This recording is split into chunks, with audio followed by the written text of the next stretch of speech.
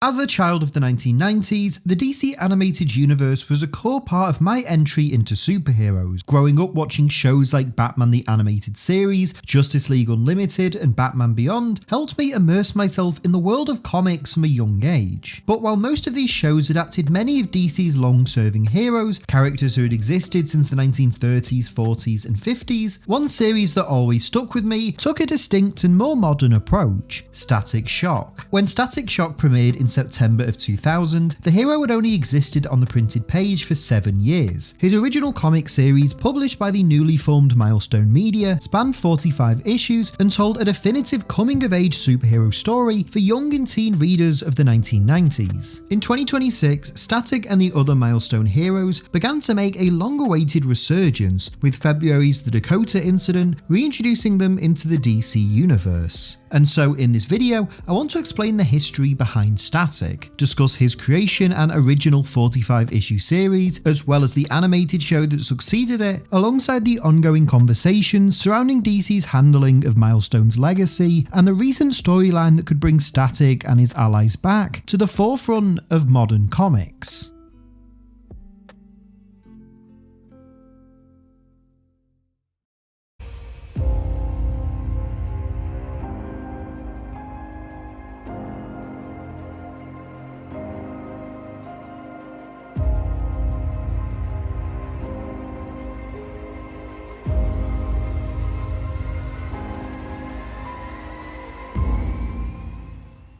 Before we continue though, just a quick reminder to leave a like on this video if you enjoy it, and subscribe to Owen Likes Comics so you don't miss out on any future videos.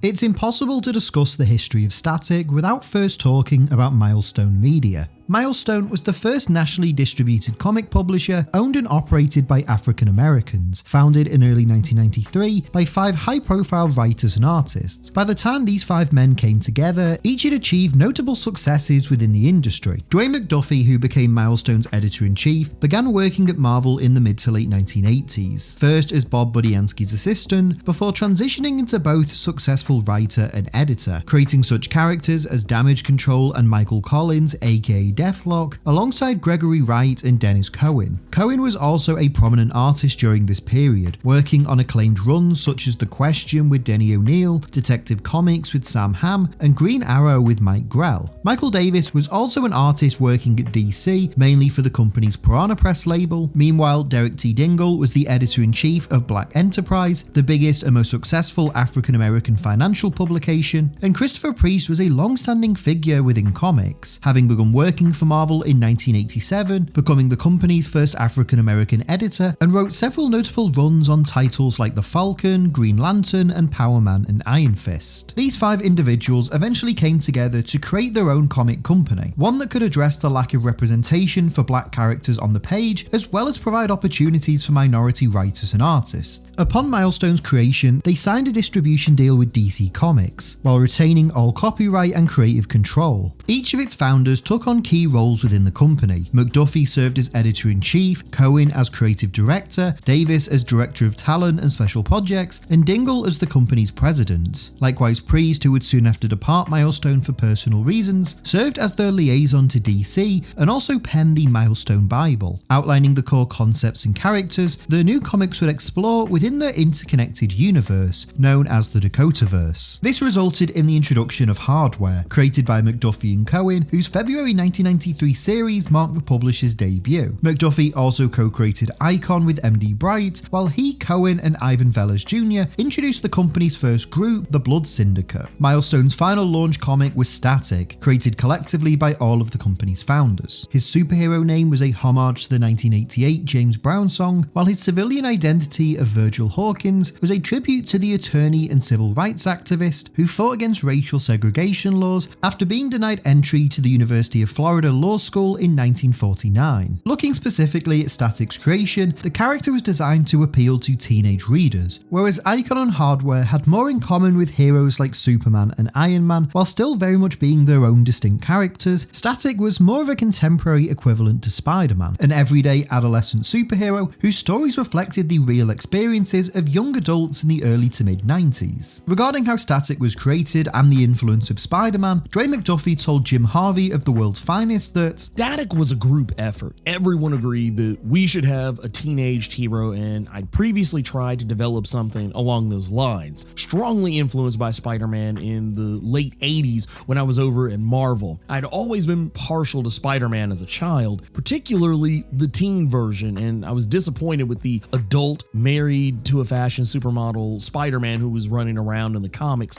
at the time. I wanted to do a contemporary teen hero to fill that then empty niche. I worked on it off and on for a while, developing Static as a Marvel Universe character, but for various reasons, it didn't work out. I sort of dusted him off for Milestone and threw him into the pot. We all worked together to recreate the character as he would eventually appear in the comics. Coupled with this, Static quickly became one of comics' most prominent black superheroes, especially in terms of teenage or adolescent characters, and as such, many of his initial stories directly reflected the lived experiences of numerous young people of colour at this time, balancing the fun power fantasy of a teenage superhero with social commentary on issues like racism, drug addiction, mental health, and LGBTQ rights. As McDuffie explained, Static is a straight-ahead empowerment fantasy featuring a character who's a lot like his audience. He's a science fiction and adventure loving kid who becomes a hero not because of tragedy, but because it's both fun and the right thing to do. He's personable, funny, and a good guy. You can see yourself behaving as he does, you know, if he had powers. There's only so much fighting guys with powers can do before the audience starts to disconnect. Remember the premise. What if a contemporary teen got superpowers? Well, a contemporary teen lives in a world that includes racism, school violence, and homelessness, to name three, so why shouldn't Static? These things are just part of the world we're trying to reflect. With all of this set, Milestone officially brought Static to life in the summer of 1993. He briefly appeared in a 3-page preview within May's Icon issue 1, before receiving his own standalone title the following month. Co-written by McDuffie and Robert L. Washington III, and illustrated by John Paul Leone, Virgil Hawkins immediately injected the superhero landscape with a much-needed volt of electricity. When considering Static's creation and what the character was designed to represent, I sat down with Retro Reviews Comics to get his insight and perspective on the character. First introduction was Static Shock, of course. Like, it's a show that I watch like every now and again still. I just like put it on because like it aged beautifully. Like, it's still probably one of, if not arguably the best like superhero show outside of the comics. And like, he was the first. I know when we talked about John Stewart was one of the first like black superheroes. Static was the first that like I saw and I was like, this is my superhero. He just captured my heart. And well, I came to his comics maybe probably like the last like 5 years, because you can't find Static comics. Couldn't have find like Milestone comics really anywhere until they started like putting it on like the DC Universe app. I started reading that and I was like, they would upload it like every month or so, like a new issue. So I just like started reading it at that point, and kind of history from there where he just further solidified himself as like, okay, this is my favorite superhero. Like you said, 6 years this character was created. Miles Morales got his first like big push probably 10 years after he was created. And not to compare the two, but it's like that's what we're looking at, especially when we're talking about like teenage black heroes, where Static Shock was just created. His comic run was 45 issues, and by the time Static Shock came out, there was no comic. He had a finger on the pulse of like kids all over the world, just because he is that relatable too. He's reading comics, he's making comics. Talking about Virgil is making and reading comics in his series. He is literally like the prototypical like 90s kid at that time. And like, it's crazy how like timeless that is too, because same way like Spider-Man as like that teenager is timeless too. Like, he's just like a regular like working class, white guy who's trying to make it in New York. And Static is just your everyday like black kid in an inner city. The social issues that like befall like not only just black people, but like just in like inner cities in general, like it's ingrained into the DNA of like Static and like the entire Milestone line, but Static specifically because he's like ground level dealing with all of this stuff. He's a 14-year-old boy who's like growing up, going through puberty, learning still, maturing still. You don't see a comic like this where like they directly tackle, all of these like topics. It deals with all of these topics with like incredible tact that makes it even more insane that it's been almost 40 years since these comics come out. They're still tackling all of these topics a lot better than like some of the comics now would be. Not to tear them down, but it's just, this is what happens when you have those creators that are like McDuffie, like Dennis Cowan, like Christopher Priest at like, you know, the beginning of it. All of these guys, Robert L. Washington, Ivan Velez, all of these guys that like truly push that envelope. Instead of telling a multi-part origin story, McDuffie and Washington chose to introduce Static fully formed, saving a young woman from a street gang. Through Static's takedown of the gang, we're introduced to his signature humour and quips. We then learn that the woman is actually one of Static's close friends, Frida, and as Virgil returns home, we're introduced to his civilian life and family. Issue 1 concludes with Static being attacked by Hotstreak, a member of the gang he faced earlier who also has superpowers. In a shocking twist, Hotstreak actually defeats Static and leaves him injured, causing Frida to discover his secret identity. Just from these initial 23 pages, the creators established a clear tone and direction for Static. While the character bore some similarities to other teen heroes like Spider-Man, he felt far more contemporary and relatable than Peter Parker at this point. Years before Ultimate Spider-Man would recontextualize the hero as a young adult, Static was quoting pop culture references in his fight, playing tabletop games and reading comics with his friends, and embracing the same nerd culture that spawned him. With Static status quo now established, McDuffie co-wrote the first 4 issues and then served as the book's editor. Robert L. Washington III initially wrote the series solo, followed by a slew of notable guest writers including M.D. Bright, Ivan Velez Jr. and Kurt Busiek. Despite these behind-the-scenes changes though, Static remained one of Milestone's crown jewels, and one of the most exciting new comics of this period. Alongside being an excellent superhero title and an ultimate teen power fantasy though, the comic tackled an array of social issues in far more direct and tangible ways than many of its contemporaries. Perhaps the best example of this is the 5-part storyline What a Little Boy's Made Of, which ran throughout issues 16 through 22. These issues are about the character of Rick Stone, one of Static's closest friends,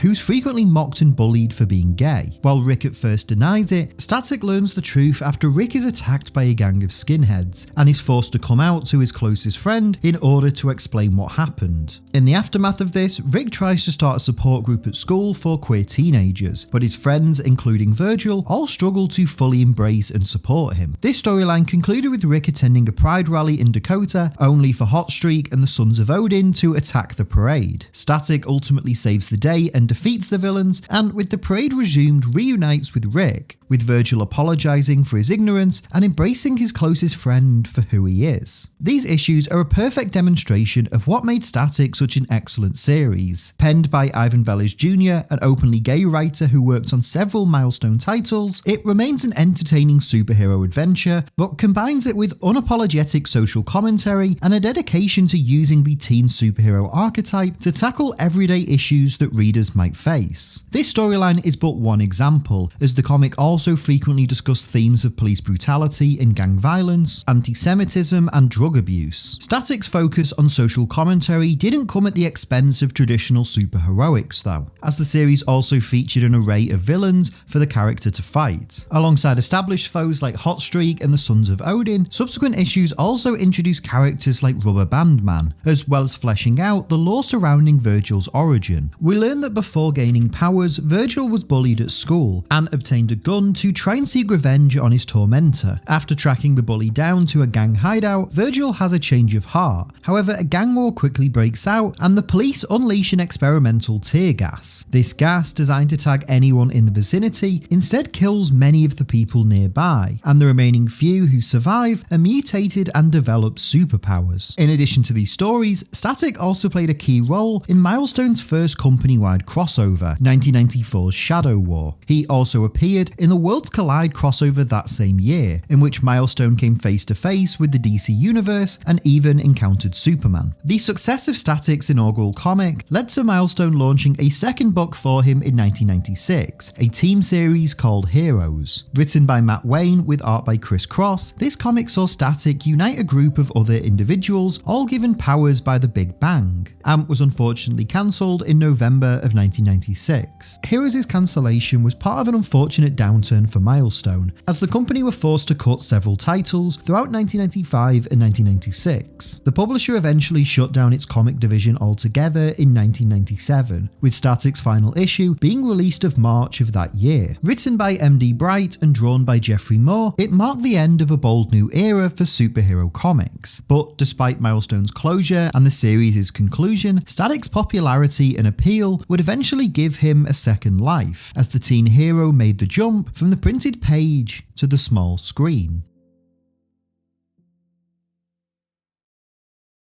Before we continue though, I want to take a second and talk to you about something I should probably promote more often, patreon.com/Owen Likes Comics. I've been working on this channel full time for a little while now. It's my absolute dream job and I love it, and it wouldn't be possible without everyone who watches, subscribes, likes and comments, as well as all of my supporters over on Patreon. In case you didn't know, I release several bonus videos and podcasts every month on my Patreon, as well as the full uncut conversations with special guests that I record as part of these videos. You can also watch all of my videos ad-free and several days early, and be part of a community of like-minded people where we regularly chat about comics, movies and everything else. There are multiple different tiers with unique perks starting at just $1 per month. I will leave links in the video description and the pinned comment, or just go to patreon.com/Owen Likes Comics. At the very least, check it out and see if it's something you'd be interested in. Thank you for all of your support, and let's get back to the video.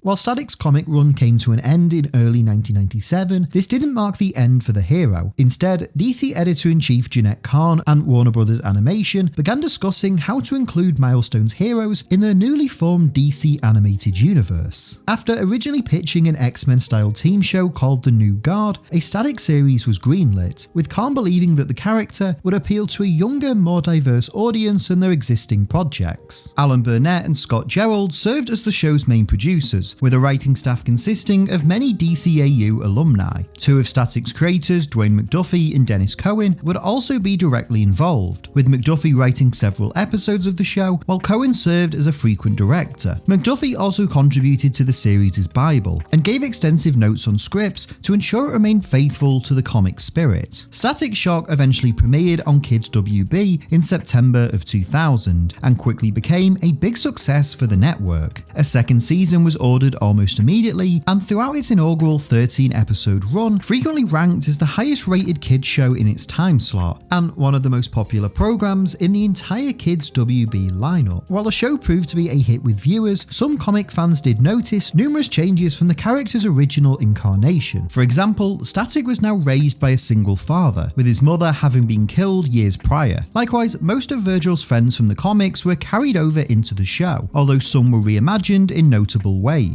Rick, now Richie Foley, was perhaps the biggest example, with the character no longer being portrayed as openly gay, and instead serving as his crime-fighting partner, Gia. Overall, Static Shock generally targeted a slightly younger audience than the original comic, but that didn't stop its writers from carrying over the book's tradition of unapologetic and direct social commentary. Two examples of this are the Season 1 episode Sins of the Father and the Season 2 episode Jimmy. Serving as the 8th episode of its debut season, Sins of the Father follows Virgil meeting Richie's family for the first time, only to be confronted and harassed by Richie's racist father Sean. Static later confronts Richie over his dad's prejudice and opens up to his own father about the experience. Richie then runs away from home and is captured by the villainous Meta breed, forcing Static and the two fathers to work together to rescue him, where Sean is forced to apologise to Virgil and make amends for his ignorance and bigotry. Likewise, Jimmy, which aired in May of 2002, tackles gun violence and school shootings, when a student brings a firearm to Static's school after being bullied in order to get revenge on his tormentors. Richie tries to stop this, but is shot in the leg in the process, causing Static to question what he could have done to stop both Jimmy's bullying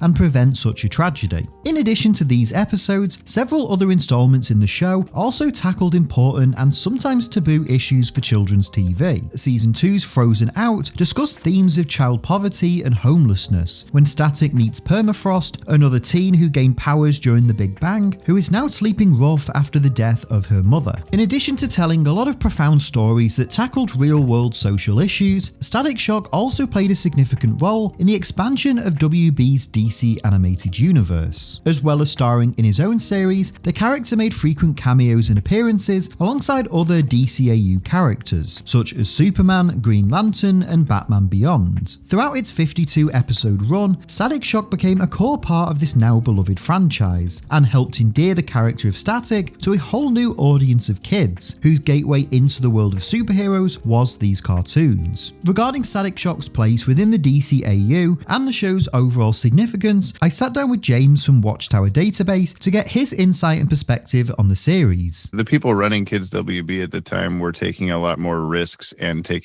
putting a lot more faith in Bruce Timm and those guys. Like in that corner of the WB animation studio, like having a lot more faith in that they were going to do a good version of something. And I think, while the people running the Static Show past Alan Burnett were mostly just the people, Dennis Cowan, Dwayne McDuffie, and them that were making the comic. Clearly someone read the Static comic and went like, oh, this is important and good and like needs to be seen by more people. Yeah, Static Shock, like you have plenty of episodes you're like, okay, this is just, silly villain of the week, whatever. But then you have episodes like Jimmy with the gun violence stuff, or, any of the like drug related stuff, gang violence related stuff, all that. Like it's in there just enough that you still like get what they're doing, and it's a lot more about the people than some of the other DCAU shows are. Like the show's more about his personal interactions with his friends and maintaining those relationships and his trauma with his parents and all this kind of stuff. And whereas, yeah, you have, Batman's parents died and that put him on the path and all that kind of stuff. And while that's cool and good, but there's still the Batman the Animated Series is a lot more about punching the colorful villain, and Static, ironically, still was a lot more about Static and his parents and his friends and all that kind of stuff. And you can relate to that more as a child, I think. They always do the whole like, we got to put Robin in more episodes of Batman because he's a kid and kids relate to kids better. And I think Static might be the only instance where that's actually true, where like I didn't care about Robin as much as I cared about Batman, but watching Static or what, his circle of friends and that kind of stuff felt a lot more like, oh, like it's me or whatever. Like I can relate to the troubles he's going through and that kind of stuff. There's times where I think about like, if you were a kid consuming the full picture of Kids WB and Cartoon Network and Nickelodeon and that stuff like in the 90s and 2000s, you're getting all sorts of different angles on life and how to build relationships with people and that kind of stuff. And I'm not sure, there's still plenty of smart cartoons out there, but I'm not sure how many of them are everybody's really putting in all the same level of effort as we had. There are times where I think about how the Static Show is just, it meant a lot more than we give it credit for, and that it had a lot more to say than you might remember.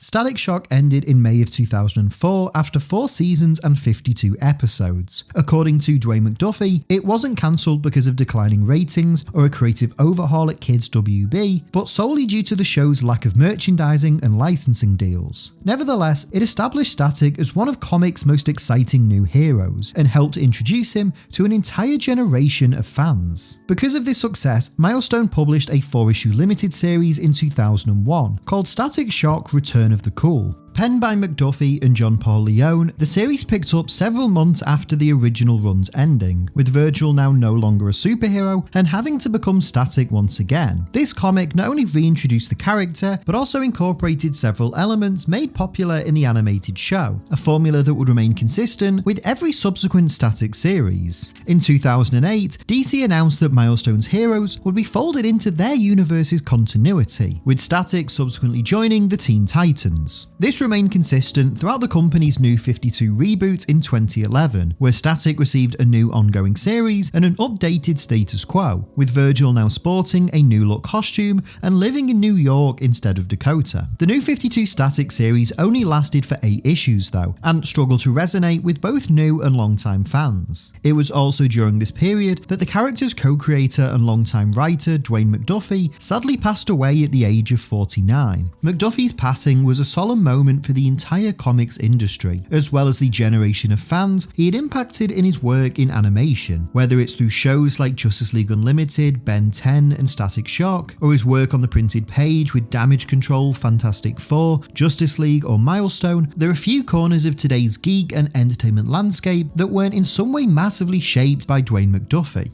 Robert L. Washington III, who co-wrote the first 4 issues of Static and was a long-time Milestone stalwart, also passed away the following year. Despite his excellent work on the likes of Static and the Shadow Cabinet, he had struggled to find work in comics after Milestone ceased publication, eventually suffering a fatal cardiac arrest at the age of just 47. With McDuffie's death and a subsequent legal battle between his estate and DC, Static's future seemed uncertain for the remainder of the decade. In September of 2020 though, DC unveiled Milestone Returns, a brand new publishing initiative that would relaunch the company's flagship heroes in their own continuity. Set on Earth 93, also designated Earth M, the revival saw reworked versions of all of Milestone's seminal characters, alongside a slate of new ongoing and limited series. Static was reintroduced by Vita Ayala, Nicholas Draper-Ivey and Criss Cross in Static Season 1. Season 1 served as a soft reboot for the hero, retelling his origin and updating his status quo for the present day. Here, Virgil is a teenager living in Dakota who attends a Black Lives Matter protest with his friends, when the police use a prototype tear gas on the protesters, which mutates the physiology of Virgil and several other onlookers. As a result of this incident, Static gains electromagnetic powers and eventually adopts his trademark superhero persona, initially debuting in the Milestone Returns Zero special, written by Reginald Hudlin and illustrated by Dennis Cohen, Nicholas Draper-Ivey and Criss Cross. This new backstory is built upon and explored throughout Ayala's 6-part series, grounding the hero's story in modern-day social issues, discussing police brutality and systemic racism against African Americans in a very clear and unapologetic way. Static Season 1 ran for 6 issues in total and was followed by a sequel series in 2023 called Shadows of Dakota. The character's most recent series is Batman/Static Beyond. This 6-issue limited series began in November of 2025 and spotlights an older version of Static teaming up with Terry McGinnis. Static also appeared in a backup feature in DC's Batman/Deadpool crossover, encountering Kamala Khan aka Miss Marvel in a story written by Kamala's co-creator G. Willow Wilson and illustrated by Static co-creator Dennis Cohen. During my conversation with Retro Reviewed Comics though, I asked him about his thoughts on these more recent Static appearances, as well as his hopes for the future of both this character and the wider Milestone universe.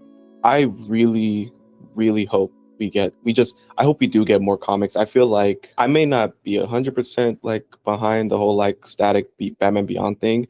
I still think that's a step in the right direction versus where we were maybe 2015. 10 years ago, we were not getting any of this. And Nicholas Draper-Ivey like being on that is still like exciting for me because I think he's a phenomenal artist. And he's a really good writer. Like, keep doing more of the DC Finix and like the compact editions. Release the first like 8 issues. Release that in the compact. Keep pushing out like the older runs so that they're out there. And hopefully that just generates more drive from DC to make a show, make a movie. I know they've been like rumoring that whole like Milestone like animation celebration thing. That has not happened yet. No word about it, but push them just a little bit more in the conscious eye so that people remember that like, oh, this is a great character. These are great characters. That's what I would want, like at the very least. Give me a season 3 that's like at least 12 issues. 6 issues is great. Like, it's, it's concise. You have a set amount of story to do. And, as much as I would take that over what Marvel has been doing recently, I would love for just a slightly longer run. Not only does Milestone deserve it as a brand, I feel like Static as a character, someone who is widely regarded amongst our generation as like one of the most popular superheroes for sure. I think he at least deserves at least 12 issues. At least. Overall, DC's handling of Static and the Milestone characters has been frustrating over the past decade. They've often been the recipient of sporadic stop-start pushes, each with its own distinct continuities and relaunches that fail to properly showcase how incredible these heroes are. Although I personally enjoyed the Milestone Returns reboot, many fans also longed for the more classic iterations of Static, Icon and Co, and to see them interact more with the wider DC universe. Over the last year, however, DC has actually begun to reintegrate the Milestone characters back into its main continuity and set up an intriguing storyline regarding their return. In 2025's New History of the DC Universe number 3, Static was seen alongside Icon, Rocket, Hardware and the Blood Syndicate, suggesting these heroes were now once again part of the main DC universe. This comic also teased a looming mystery surrounding their current day disappearance, which was answered in February of 2026 in the pages of The Dakota Incident. Co-written by Nicholas Draper-Ivey, Morgan Hampton, Stephanie Williams and Joseph Illich, this one-shot is told from the perspective of Beacon, the adult son of Rocket who travels back from the future, attempting to uncover the truth behind why Dakota's heroes vanished. After recounting the events of the Big Bang and the emergence of Static and his counterparts, we learn that Hardware was framed for the murder of industrialist Edwin Alva, someone with deep connections to both the hero's origins as well as then President Lex Luthor. Luthor declares war on the city of Dakota, sending the Suicide Squad into the city and forcing the Milestone heroes to defend their home. Eventually, they're forced to negotiate with Lex, who pledges to protect Dakota in exchange for their exile, revealing he knows all of their secret identities and will destroy the lives of both them and their loved ones if they don't disappear. With the Justice League and the other DC heroes unwilling to intervene, Icon reluctantly agrees to Luthor's deal, and the rest follow suit, leading to a present day where Beacon finds himself in a world without any of the familiar Milestone heroes. He eventually tracks down a now adult Virgil Hawkins and urges him to be Static once again, claiming the entire future depends on him and his allies returning. The final page shows Virgil travelling home, grabbing his trademark costume and boldly declaring, "It's time for Static to fight back."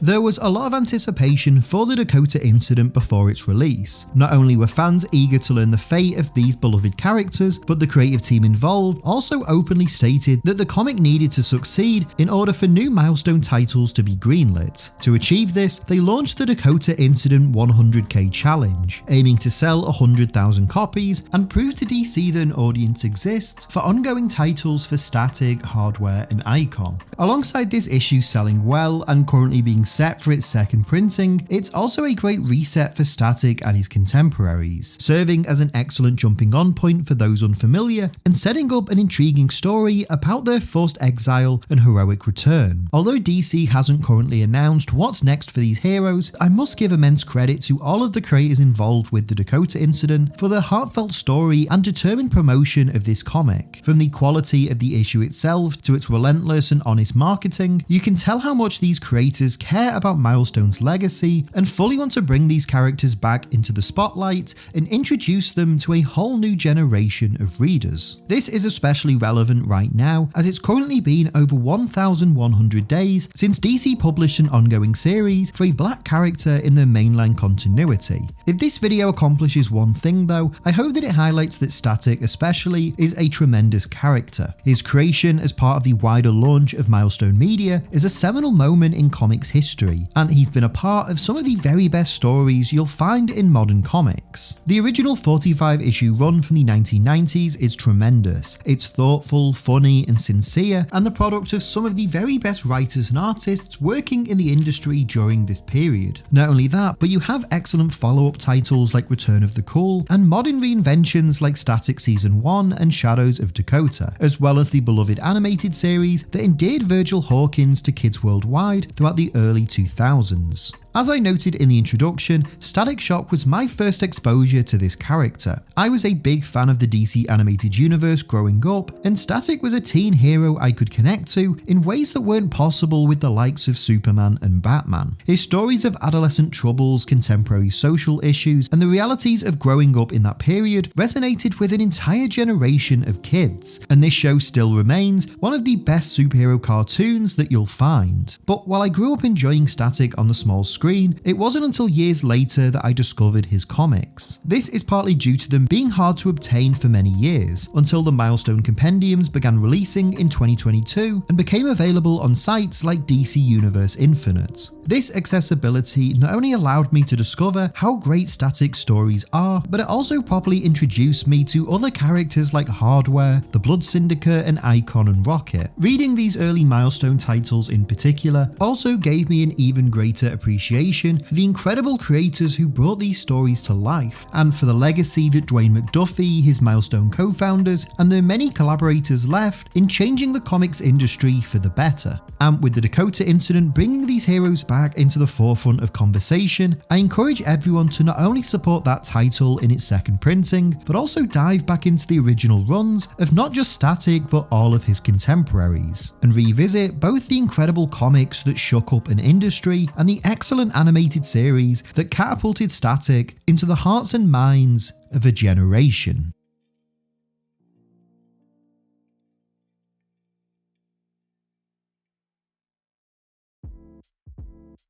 Hey everyone, thank you so much for watching today's video. I hope you enjoyed it. If you did, please make sure to leave a like on this video and leave a comment down below as well. Let me know your thoughts on everything we talked about in today's video. I can't wait to hear what you have to say as always. If you're new to Owen Likes Comics, please make sure to hit the subscribe button and the notify bell so you don't miss out on any future videos. And if you enjoyed this and you want some more, there should be some other videos on screen right now that you might also enjoy. I want to give a big special thanks to both James from Watchtower Database and Retro Reviews Comics for joining me and helping out with this video. They are two of my absolute favourite creators in this space, and I will leave links to both their channels and their socials in the description, so make sure you're following and supporting their work if you're not already doing so. If you want some more of me though, you can follow me on Twitter, Instagram and Blue Sky, just at Owen Likes Comics. And if you want help to support the channel and help me make more videos, you can do so by going over to patreon.com/OwenLikesComics.